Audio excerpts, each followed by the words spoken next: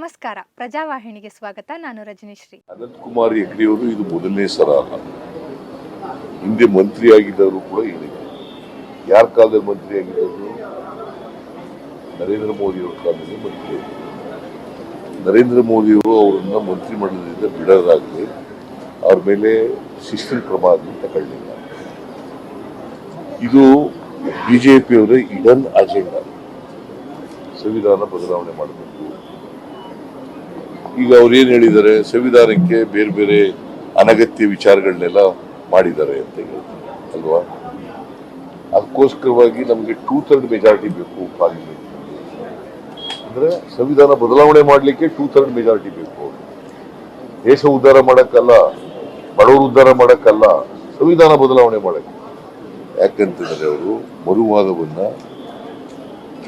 ಸಮರ್ಥನೆ ಮಾಡ್ತಕ್ಕಂಥ, ಮನುಸ್ಮೃತಿಯನ್ನ ಇದನ್ನ ಸಮರ್ಥನೆ ಮಾಡ್ತಕ್ಕಂಥ, ಮನುಸ್ಮೃತಿಗೆ ಅನುಗುಣವಾಗಿ ಸಂವಿಧಾನ ಇರಬೇಕು ಅಂತಕ್ಕಂಥದ್ದು ಅವರ ಇಡನ. ಅದಕ್ಕೆ ಇಡೀ ದೇಶದ ಬಡವರು, ದಲಿತರು, ಹಿಂದುಳಿದವರು, ಅಲ್ಪಸಂಖ್ಯಾತರು ಎಲ್ಲರೂ ಕೂಡ ಇದನ್ನ ವಿರೋಧ ಮಾಡ್ತಾರೆ.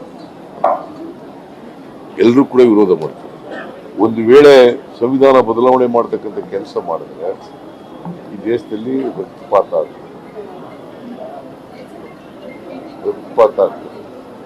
ಅದರಿಂದ ಅವ್ರ ಇಡನ್ ಅಜೆಂಡಾ ಇವತ್ತು ಅವನ ಮೂಲಕ, ಅನಂತ್ ಕುಮಾರ್ ಹೆಗಡೆ ಮೂಲಕ ಹೇಳಿಸ್ತಾ ಇದ್ದಾರೆ ಬಿಜೆಪಿ ಹಿರಿಯ ನಾಯಕರುಗಳು. ಅವ್ರ ಲೇಟೆಸ್ಟ್ ಅಪ್ಡೇಟ್ಸ್ಗಳಿಗಾಗಿ ಈ ಕೂಡಲೇ ಪ್ರಜಾವಾಹಿನಿ ಚಾನೆಲ್ನ ಸಬ್ಸ್ಕ್ರೈಬ್ ಮಾಡಿ ಹಾಗೂ ಬೆಲ್ ಬಟನ್ನ ಕ್ಲಿಕ್ ಮಾಡಿ. ನಿರಂತರ ಸುದ್ದಿಗಾಗಿ ಇನ್ಸ್ಟಾಗ್ರಾಮ್, ಫೇಸ್ಬುಕ್, ಟ್ವಿಟರ್ನಲ್ಲಿ ಪ್ರಜಾವಾಹಿನಿ ಚಾನೆಲ್ನ ಫಾಲೋ ಮಾಡಿ.